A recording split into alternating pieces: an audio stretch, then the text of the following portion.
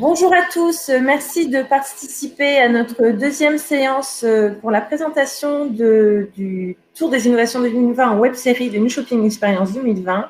Aujourd'hui, nous aurons la chance d'accueillir Nicolas et Olivier qui vous représentent les sociétés Follow the Market et Meteors, ainsi que Cédric qui représentera ID Kits, partenaire de Meteors. Très rapidement, je passe les slides qui vous seront envoyés avec nos différents chiffres Cap Digital, mais on va laisser principalement la parole à nos différents lauréats. Bruno, je te cède la parole pour présenter le New Shopping Experience 2020. Oui, merci Nadège. Ravi déjà d'être sur scène avec vous et puis d'avoir l'opportunité de vous présenter ce programme. Rapidement, donc, c'est un programme qui a maintenant une dizaine d'années, qui a l'objectif en fait de favoriser le matchmaking entre des entreprises technologiques qui ont des solutions intéressantes et pertinentes à apporter à des problématiques d'enseigne. Et l'objectif, c'est de faire en sorte que ces deux mondes se rencontrent pour tester, expérimenter donc des nouvelles expériences autour de l'expérience client, notamment sur des thématiques à 360 degrés. Voilà, donc une slide rapide sur les sponsors qui ont déjà participé. Nadège, si tu veux passer à la slide suivante, qui ont participé donc à ces nombreuses éditions, hein, puisque donc depuis 10 ans, on est à plus de 100 projets maintenant qui ont été portés conjointement par ces différents acteurs et par les entreprises technologiques. La slide suivante vous indique donc le nombre de projets qui ont été portés. 182 entreprises ont participé, dont 74 enseignes de la distribution. Alors, quelques collaborations avec des centres de recherche, c'est un grand nombre, mais plutôt des laboratoires qui sont intervenus plus ponctuellement pour apporter des briques technologiques à ces projets. Alors, la collaboration avec les centres de recherche sont pas une moindre mesure dans le sens où ce sont des projets de courte durée, hein, sur un an maximum. Et donc, on ne développe pas à ce niveau-là de vrais projets de recherche, hein. On est plutôt sur des tests et sur du POC. Le budget, c'est intéressant d'en parler aussi, puisque le FEDER Hauts-de-France participe et contribue au financement de cette opération depuis l'origine, hein, avec donc un budget total de 9 millions d'euros depuis le démarrage. Donc un soutien très fort du FEDER, qu'on peut remercier également au passage.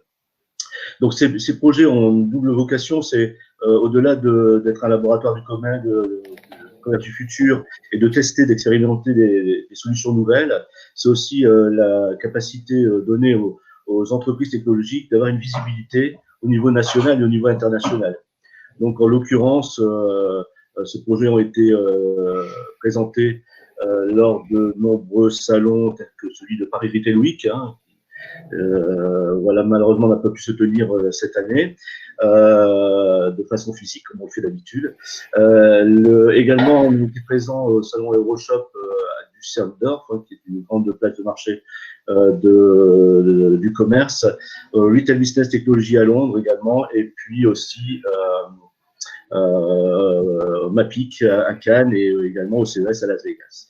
Donc voilà, je vais très vite laisser la parole maintenant à Nicolas Blic, donc l'un des lauréats de cette édition 2020, parmi les 10 projets qui ont été portés. Donc Nicolas, écoute, je te laisse te présenter et te montrer ton projet. Bonjour à tous, merci Bruno pour cette introduction. Je suis Nicolas Blic, le cofondateur de Follow the Market. Notre objectif chez Follow the Market, c'est de rendre les données de marché disponibles pour tous les acteurs. On a une équipe, je vous ai mis les personnes clés actuellement au sein de Follow the Market. On a Emmanuel Santerne, qui est notre CTO, qui est issu du monde de la distribution, qui a eu des expériences chez Camailleux, chez Match. Edouard et Alain qui sont sur la partie récupération de la donnée et flux des données. C'est pour ça que je vous ai cité ces deux personnes-là. Et moi qui ai un parcours plutôt financier, j'ai commencé ma carrière chez Deloitte en commissariat aux comptes. Et ensuite, j'ai fait du contrôle de gestion dans des enseignes de distribution chez Happy Chic avec Jules Brice-Bisbee et ensuite chez Agap Restauration dans des codires d'enseigne, notamment chez Salad & Co, et ensuite au niveau du contrôle de gestion groupe, quand il y a eu des changements de gouvernance. Et donc, fort de ces expériences-là, en grande distrib, on a appris beaucoup de choses. Et le but de Follow the Market, c'est d'aider les enseignes à bénéficier de la performance et de l'aide que peuvent apporter les données de marché local. Pourquoi on a créé Follow the Market? Tout simplement dans des expériences de vie précédentes, dans des enseignes notamment soit matures, soit très très jeunes, on regardait la performance de nos points de vente par rapport à un classement interne. Donc, on peut avoir des points de vente qui performent de plus 2% en trafic par rapport à la dernière et un autre qui est de plus 1,5. Donc, on dit bravo aux meilleurs. Et en fait, quand on se concentre sur la performance de la zone d'activité et qu'on s'attaque à un prisme local, on se rend compte que la vraie performance, elle est tout autre. Si on compare la performance des points de vente par rapport à celle de leur zone d'activité, la lecture de la performance peut être complètement inversée. Et ce fait-là, dans mes expériences précédentes, nous a fait prendre des mauvaises décisions, tant au niveau du management qu'au niveau de déclinaison d'opérations marketing opérationnelles. Et fort de ces expériences-là, on s'est dit qu'il fallait qu'on aide les entreprises à mesurer leur performance sur leur zone d'activité locale. C'est une chose qui n'est pas évidente. Et Follow the Market, via sa plateforme, vous aide à atteindre ces éléments. Du coup, Follow the Market, c'est quoi? C'est une plateforme web en mode SaaS qui s'adresse à toutes les verticales métiers et qui est enrichie en open data, ce qui vous permet d'avoir directement des indicateurs pertinents sur votre performance locale. Notre ADN chez Follow the Market, c'est dans un premier temps d'être tiers de confiance sur la collecte, l'analyse et la restitution des données, tout simplement parce qu'on peut enrichir cette plateforme avec vos propres données et venir du coup personnaliser vos modèles. On a mis des briques qui vous permettent de calculer de la prédiction de chiffre d'affaires ou du maillage de réseau, et on a intégré notre propre moteur de représentation géographique. La géomatique, c'est quelque chose de très, très important chez nous, chez Follow the Market. On se rend compte qu'avoir des données représentées sous forme cartographique, parfois, ça aide beaucoup plus facilement à prendre les décisions que par rapport à des nombreux tableaux. Et ensuite, on veut aussi ne pas être une solution de plus. On a créé nativement elle est API, elle est full API, notre solution, qui permettent du coup de vous repousser les données issues de Follow the Market dans vos propres outils de BI ou de DataVis, ce qui vous permet du coup d'intégrer les données de marché calculées par Follow the Market dans vos feuilles de chiffres existantes et ne pas avoir encore une énième feuille de chiffres ou une énième solution sur laquelle il faut se connecter. Les objectifs de Follow the Market, c'est assez simple, hein. C'est une synthèse de ce qu'on vient de se dire, c'est de vous aider à mesurer votre performance, notamment par rapport à un nouveau prisme qui est la performance par rapport aux zones d'activité locales. Ça vous aide du coup derrière en data driven à identifier et déployer des bonnes pratiques au niveau opérationnel, à suivre vos concurrents, tout simplement par le maillage de leur territoire. Ça vous permet d'aller voir les ouvertures, les fermetures, d'autres éléments qu'on remonte au niveau de la plateforme sur les concurrents que vous avez identifiés comme acteurs à suivre. Et ça vous permet, par exemple, de valider votre stratégie d'entreprise sur des problématiques d'expansion. Vaut mieux aller dans telle ou telle zone, sur des centres-co, des centres-villes, des packs, quelle population je cible. Et l'outil permet de mesurer ces éléments-là. Donc, Follow the Market, c'est un produit unifié dans lequel vous retrouvez une brique étude de marché et état local du marché, avec des modules qui peuvent aller jusqu'à la prédiction du chiffre d'affaires. Une partie Follow the Data, où enrichi de vos données, plus toutes les différentes sources de données open data ou calculées par Follow the Market, vous pouvez les réintégrer directement dans vos solutions via les API.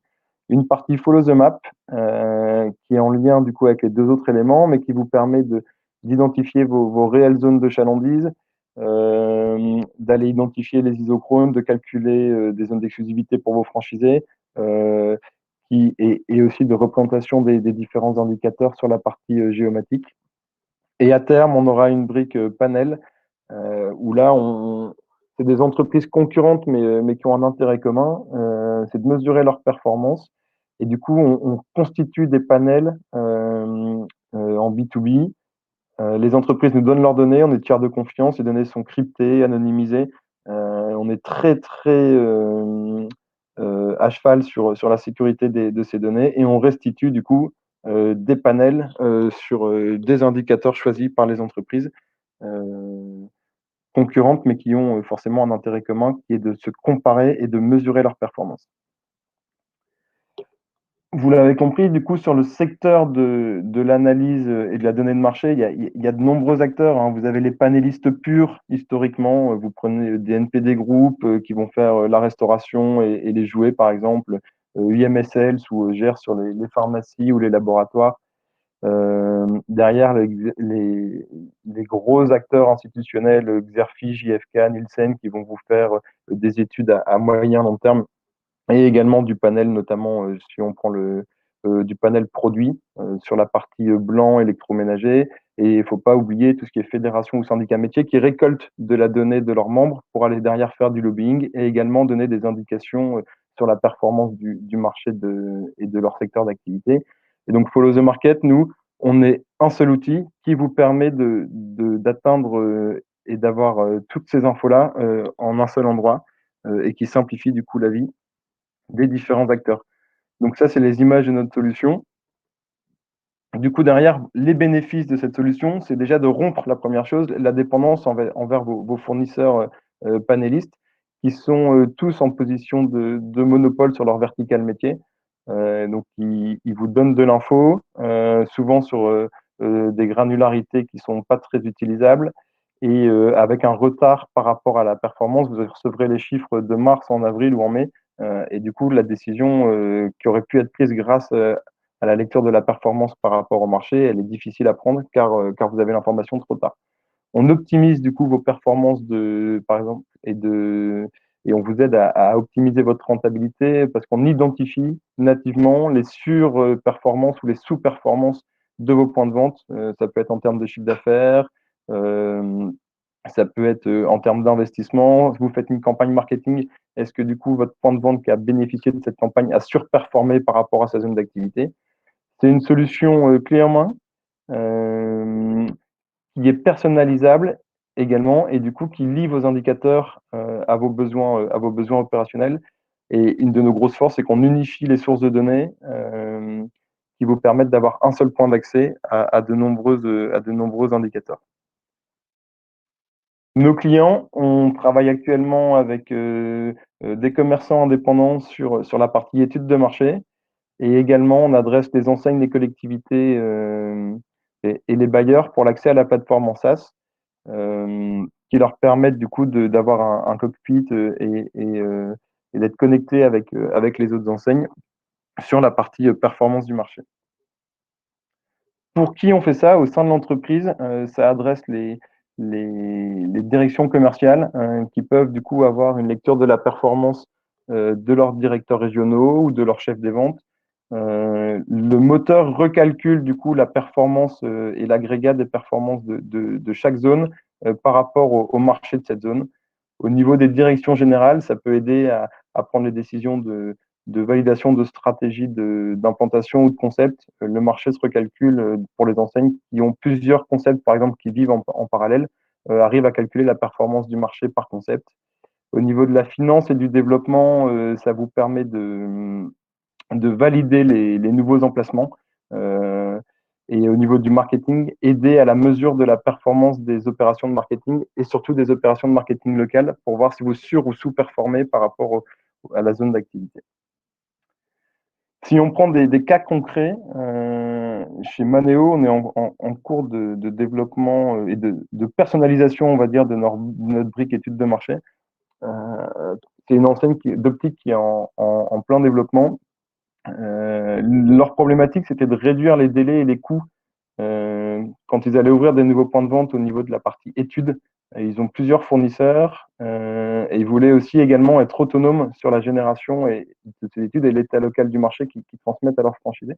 Donc l'objectif, c'était de regrouper dans un seul outil les études de marché, les états locaux du marché de réduire le temps d'obtention des données et d'avoir qu'un seul fournisseur et du coup de réduire le coût. Du coup, ce qu'on leur a proposé, c'est d'intégrer la solution et la brique étude de marché au sein de Follow the Market.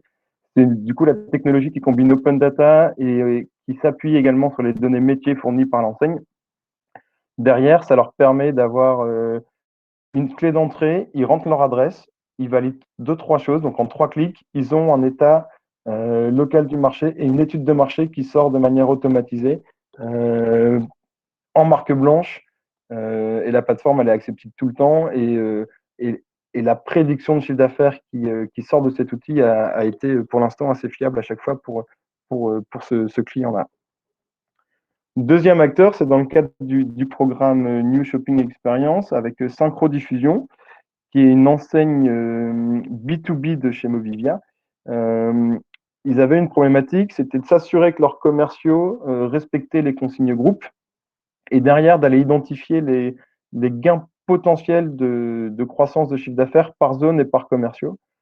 Du coup, on leur a, au sein de Follow the Market, sur la partie géomatique et DataVis, conçu un modèle qui leur permet de mesurer par rapport aux entreprises des zones de leurs commerciaux, aux visites qui sont censées être faites par les commerciaux par rapport à des règles de gestion interne, le gain potentiel de chiffre d'affaires à aller chercher et si les consignes étaient bien respectées. Donc, on a créé des indicateurs spécifiques par rapport à leurs problématiques et qui leur permet de mesurer la performance de leurs commerciaux par rapport au marché local et par rapport au respect des consignes groupes.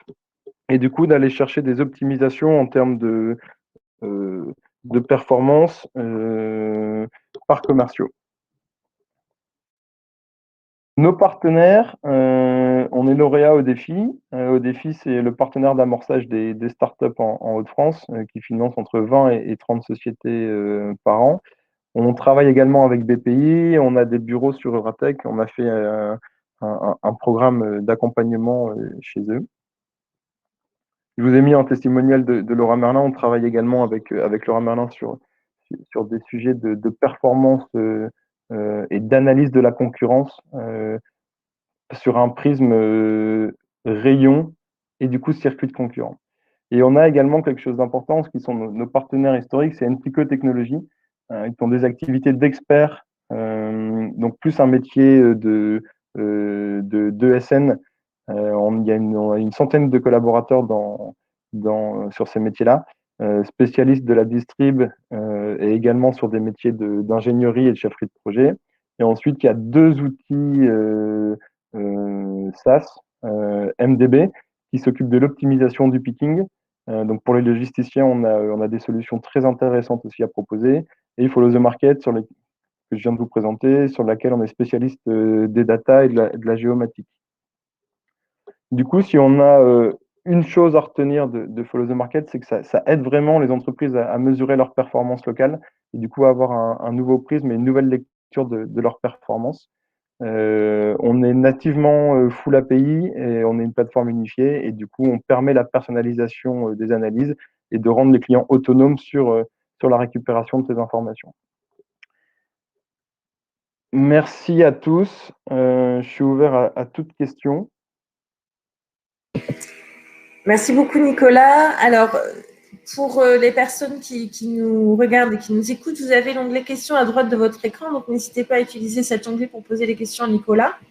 Il est fort probable que vous n'en ayez pas de suite, ce n'est pas un souci, vous pouvez les poser encore tout le long de la suite de cette présentation. L'ensemble de la présentation vous sera envoyé également par email ainsi que le replay et les coordonnées de Nicolas également, donc si vous avez besoin de certains éclaircissements, Nicolas se ferait un plaisir de vous y répondre par mail à la suite de cette présentation. Bruno, je te cède à nouveau la parole peut-être. Ton micro est coupé.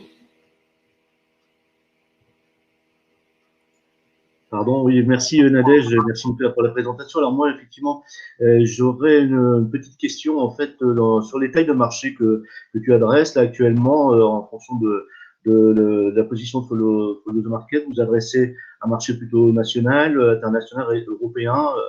Quelles sont les tailles de marché que vous adressez auprès de vos clients actuellement? Ouais. Alors actuellement, là, on travaille sur, en fonction des différentes verticales métiers, on, on est, il y a des marchés sur lesquels on va répondre que pour la France et d'autres marchés où on arrive à modéliser au niveau européen. On n'est pas encore au niveau mondial. Et c'est des choses sur lesquelles on travaille, c'est dans notre roadmap et on est plutôt confiant là-dessus. Ça devrait arriver assez rapidement. Ok, merci Nicolas. La deuxième question, c'est, alors qu'on a un peu parlé avec le Synco Diffusion, dans le cadre de New Shopping Experience, quel a été, voilà, on va dire, l'apport de ces collaborations avec l'enseigne? Qu'est-ce que ça t'a apporté, toi, au niveau de l'évolution de ton produit et de ta solution?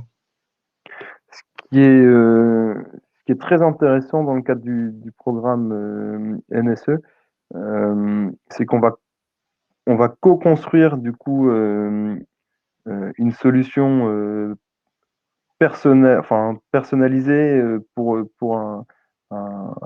besoin du client, mais qui rentrait dans notre roadmap et dans notre problématique. Donc en fait, ça nous fait gagner beaucoup de temps. On travaille, ce qui est intéressant, c'est qu'avec le côté métier de l'enseigne, donc là, on travaille nous avec la direction du commerce et l'équipe finance, contrôle de gestion. Donc c'est des prismes différents et ça permet d'accélérer et du coup d'avoir un retour. C'est très très fluide en fait le fait de co-construire une solution dans le cadre du programme parce que c'est vraiment gagnant-gagnant pour tout le monde et c'est ça la force de ce programme. Ok, merci Nicolas. Bah, écoutez, je propose que l'on écoute maintenant Olivier et Cédric donc sur le projet suivant donc de Meteors. Olivier, je te cède la parole ou Cédric, je ne sais pas si vous avez convenu en fait un tour de parole précis. Vous êtes micro.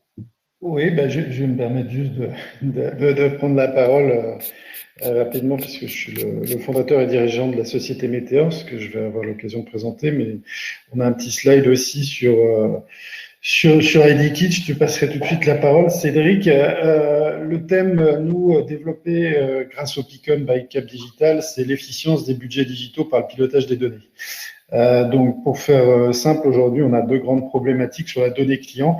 La première, c'est la saturation des messages. Tout le monde est hyper sollicité. Donc, qu'est-ce qui fait qu'une marque, un retailer, arrive à obtenir l'attention, dans cette guerre de l'attention de ses consommateurs, d'une part, et d'autre part, c'est l'efficience des actions marketing, quelles qu'elles soient, et surtout être en capacité à réallouer les budgets au bon moment.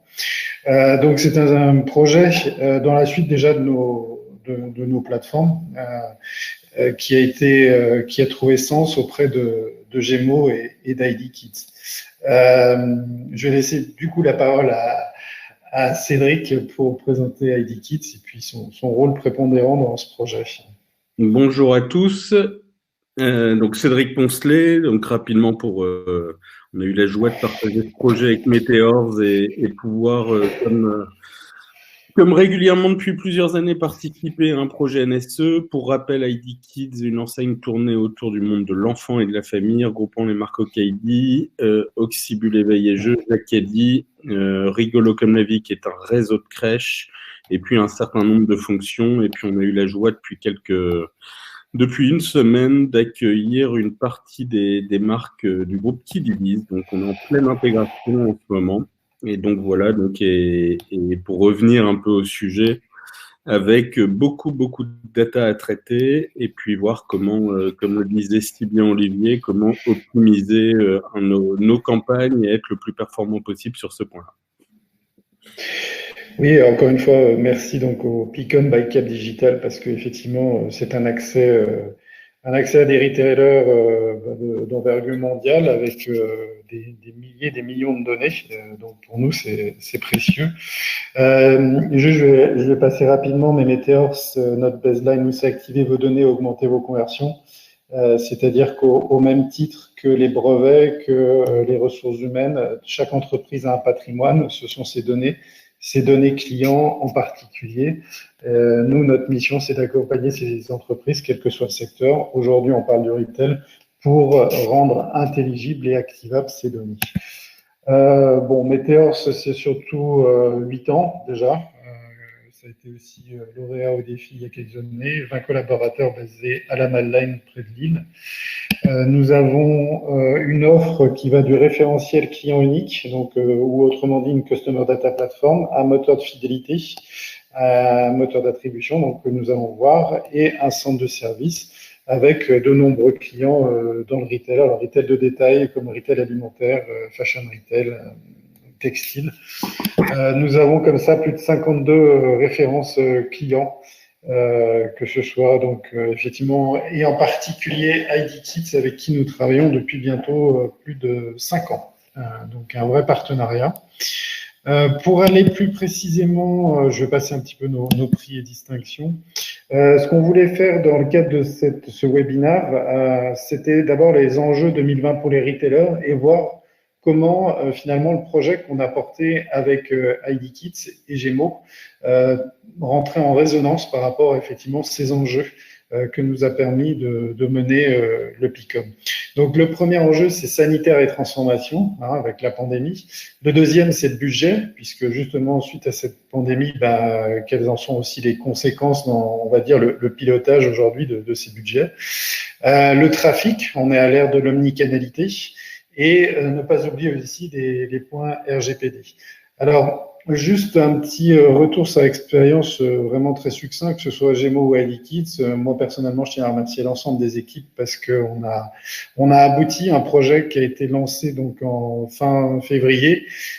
Aujourd'hui, les enseignes ont accès à leur environnement, à leurs données, à leurs analyses, et que ce soit sur la partie DPO comme chez ID Kits jusqu'à la partie data scientist, tout le monde a œuvré pour la réussite de ce projet et donc livrer, c'est pas anodin. Pour la partie donc sanitaire et transformation, effectivement, on a vu même au-delà de ça, c'est que l'émergence du click and collect pour des enseignes pour qui c'était pas forcément naturel, le fait qu'il fallait profiter de ces interactions pour recueillir la satisfaction ou l'insatisfaction client. En tout cas, qu'est-ce qu'on est en train de voir, c'est que même dans le cadre de cette pandémie, il y a des interactions qui ont été favorisées bien entendu avec le digital, et comment je vais récupérer cette donnée au prix de cette plateforme pour analyser ces interactions et mieux piloter effectivement mes actions. Le budget, aujourd'hui on le voit, on a un besoin de monitoring quotidien pour optimiser les actions et le ROI. Voilà, nous on accompagne aussi des géants de la cosmétique, pour pas les citer, et nous avons mis en place comme ça des dashboards quasiment quotidiens sur les ventes en ligne et omnicanal. Donc un besoin de suivre au quotidien et de réallouer les budgets qui seraient pas efficients. Le trafic, donc ça venait résoudre ce point dont je parlais tout à l'heure, c'était effectivement la saturation des messages. Donc il faut savoir adapter le contenu, le message et sa pression commerciale en temps réel aussi pour conserver ou ramener du trafic sur le site web ou en boutique. Il va y avoir de toute façon, le Covid a renforcé aussi les projets de CRM, c'est-à-dire les projets qui appartiennent, dont les données appartiennent aux retailers, aux entreprises. Donc, elle a vu un impact sanitaire, un impact budgétaire, un impact trafic. Et pas oublier le RGPD qui ne doit pas devenir le parent pauvre non plus. Donc, nous, on a pensé la plateforme, notamment avec ID Kits et Gémeaux, répondant à tous les standards RGPD en termes de data processing, parce qu'il ne s'agit pas non plus céder à la panique du chiffre et l'envie de passer outre les règles. Notamment en souhaitant réconcilier des données qui n'appartiendraient pas à l'entreprise. Pour nous, c'est important de conserver, certes, des projets légaux, mais qui permettent déjà d'avoir bien processé en interne la gestion de la donnée. Voilà, je voulais très rapidement peindre ce que l'on a vu cette année et ce à quoi répondait aussi notre projet NSE sur les sujets. Et vous parlez maintenant des enjeux à proprement dit des projets PICOM by Cap Digital de Meteors en partenariat avec ID Kits et Gémeaux. La première, c'était de disposer d'une base de données qui permettait d'unifier 5 sources de données qui étaient le CRM, le référencement naturel payant, le trafic web et le offline. Pourquoi? Pour générer davantage de business et de satisfaction et de fidélité. On s'est aperçu dans certains cas quelques campagnes, beaucoup d'occurrences de campagnes, c'est-à-dire n'étaient pas forcément efficientes. Donc, ça nous amène effectivement à l'efficience de ces campagnes et piloter ensuite de façon, ce qu'on appelle dans le jargon data-driven, mais de pouvoir réallouer automatiquement les budgets d'une semaine sur l'autre, et le tout dans un environnement RGPD by design, comme j'ai pu vous le dire juste avant. Je vais peut-être laisser 2 petites minutes quand même aussi à Cédric la parole, notamment pour les enjeux de l'enseigne par rapport à ce projet. Bah, je vais revenir un peu sur ce que j'ai dit rapidement tout à l'heure, mais aujourd'hui, on a de plus en plus de campagnes, on reçoit tous énormément de mails, et puis ça coûte très très cher. Les budgets alloués à ces parties coûtent très très cher aux enseignes. Donc, il était très important pour nous, au-delà on commence à être assez bien équipé au niveau du traitement de la data. En termes de stockage, etc. Mais on n'avait pas forcément de solution permettant d'aider à bien allouer ces budgets et bien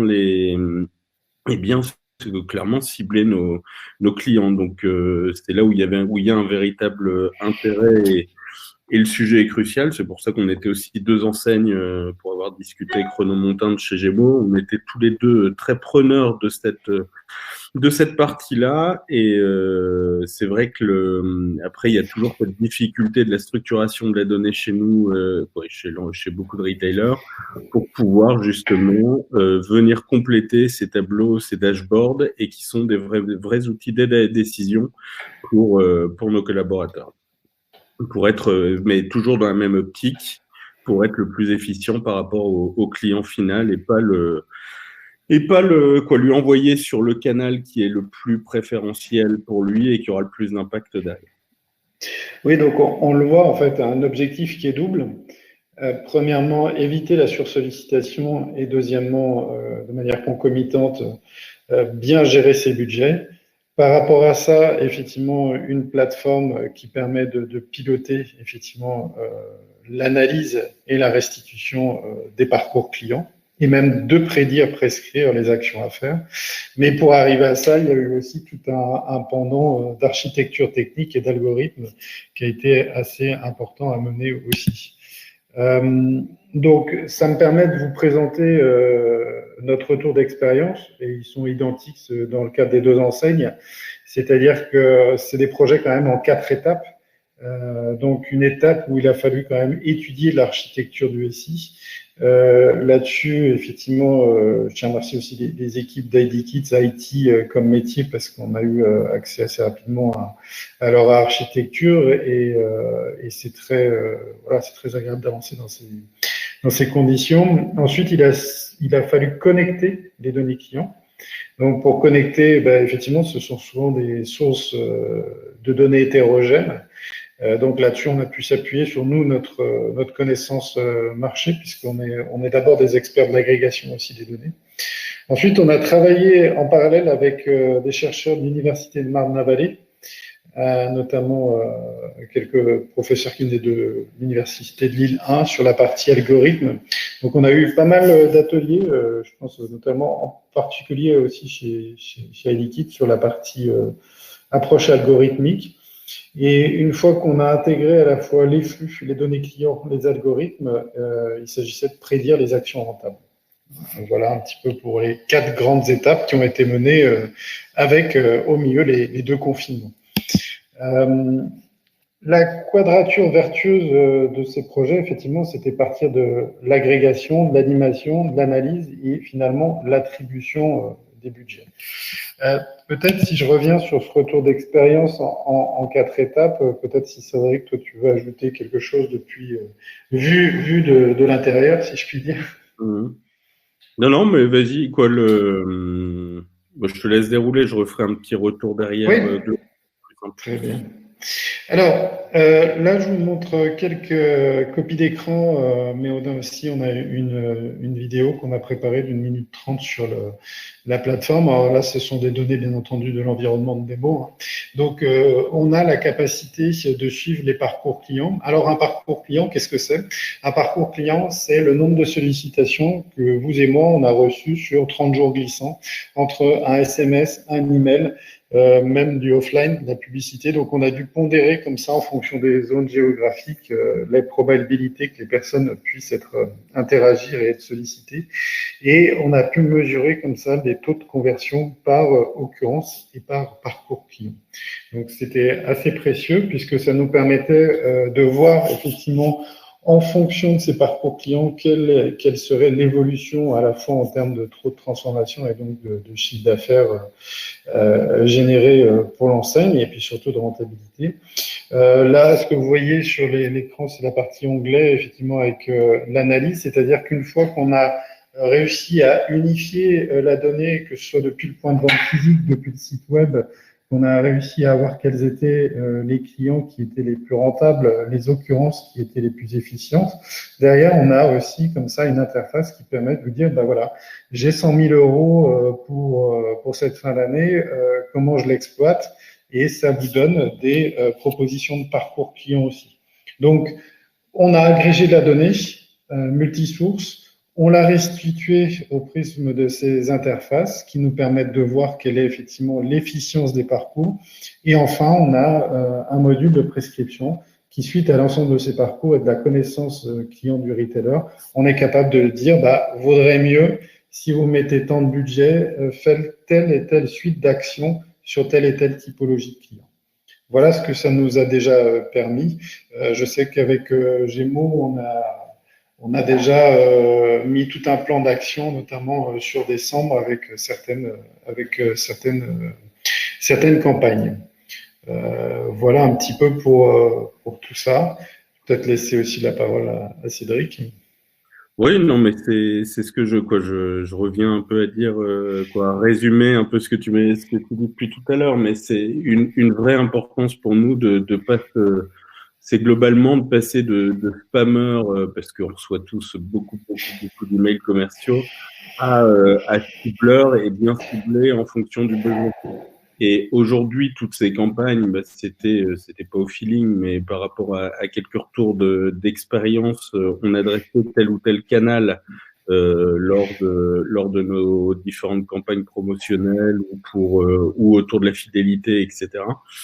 Et là, comme l'a bien dit Olivier, il y a ce côté prédictif qui travaille sur l'ensemble de ce qu'on a déjà fait par le passé et qui va nous permettre, par rapport à un budget qu'on a décidé en amont, de vraiment bien l'optimiser et de le rendre le plus profitable possible, en étant sûr que nous donner toutes les chances que nos clients ouvrent ces messages qu'on leur a adressés et se donner le plus de chances de transformer, ce qui reste de la guerre pour nous sur ces sujets.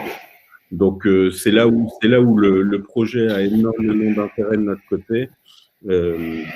C'est sur cette plateforme et sur cette prévision qu'on peut mettre en place. Exactement. Et d'ailleurs, j'en profite pour remercier Olivier et ses équipes parce que, comme il l'a dit tout à l'heure, c'était des projets NSE très particuliers parce que à travailler en distanciel, des équipes qu'il fallait motiver et puis jouer un peu, comme beaucoup d'enseignes, on a eu un peu de recours au chômage partiel, notamment lors du premier confinement. Et donc, il a fallu jouer avec les agendas, les disponibilités des uns des autres, parce que c'était pas un projet que Meteors pouvait mener en autonomie, où il y avait vraiment une grosse interaction entre nos équipes et leurs équipes, et on a quand même réussi à bien avancer sur ces différents sujets. Exactement. Voilà pour notre part. Alors, Olivier, il me semblait qu'il devait y avoir une petite vidéo. Oui, tout à fait. Je ne sais pas si c'est vous qui l'a lancée. Alors, je vais la lancer tout de suite. Voilà, une petite vidéo en 1 minute 30 qui vous synthétise un petit peu les plateformes. Vous allez voir effectivement les grandes étapes. Donc, ce que j'ai pu vous montrer là de manière statique, vous voyez effectivement les parcours clients. Vous pouvez jouer entre guillemets sur les périodes. Enfin, quand je dis jouer, je pense que une direction financière, elle parlera plus d'analyse. On voit effectivement tous les canaux de contribution. On voit à la fois, si vous voulez, le parallèle entre le trafic on et offline et les taux de conversion. Donc, voilà, en une page. Ensuite, vous avez l'analyse des contributions en forme de heatmap.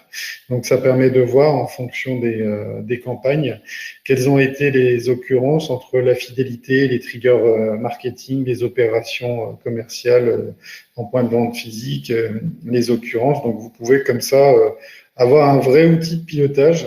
Je sais qu'il y a le Vendée Globe actuellement, donc vous voyez, vous pouvez piloter votre bateau comme ça, en pleine bourrasque, en fonction, vous choisissez les canaux et vous voyez automatiquement l'évolution du chiffre d'affaires en multipliant comme ça, en jouant sur les différents curseurs entre, par exemple, le SMS, l'email, etc.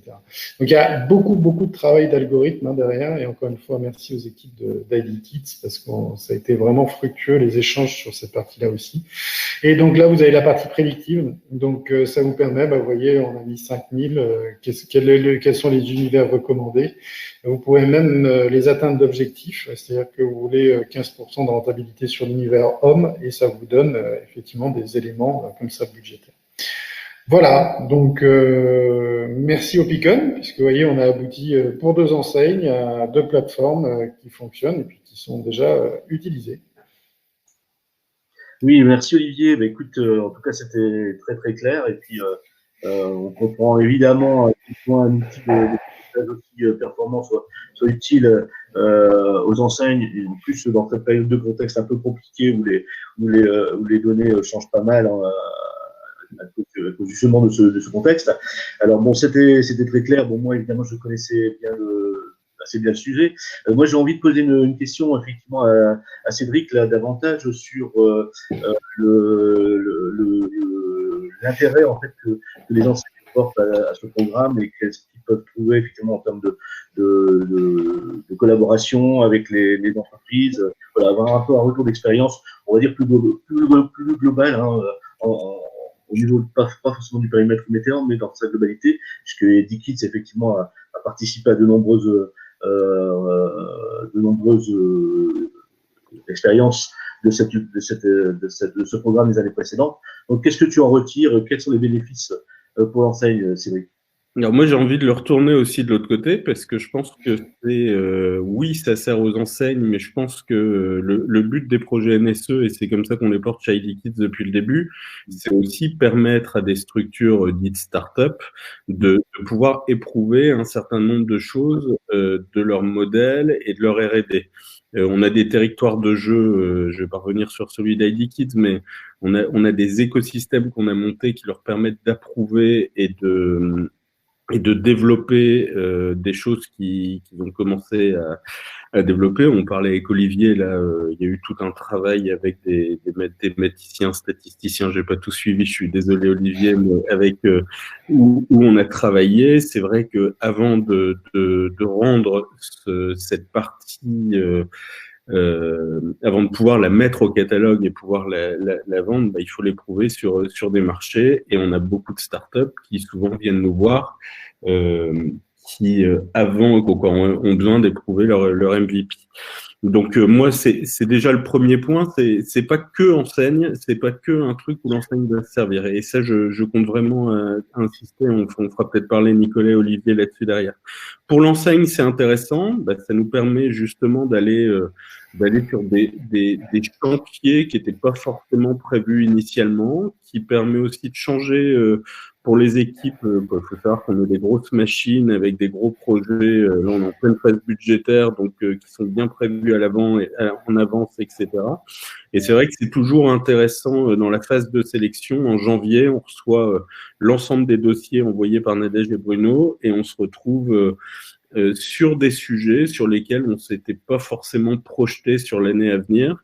Et c'est toujours nous on fait les sélections en comité et ça permet d'embarquer les uns et les autres et puis de partir sur des sujets. Et puis après c'est toujours pareil, il faut réussir et c'est là où il y a la difficulté qu'on a peut-être eu un peu sur certains projets, c'est que au-delà du projet en lui-même, vu qu'il n'est pas forcément planifié, on a un gros travail en interne pour l'emmener et puis trouver de la disponibilité, parce qu'il y a de la disponibilité, oui, c'est financé par la région, par le FEDER, etc.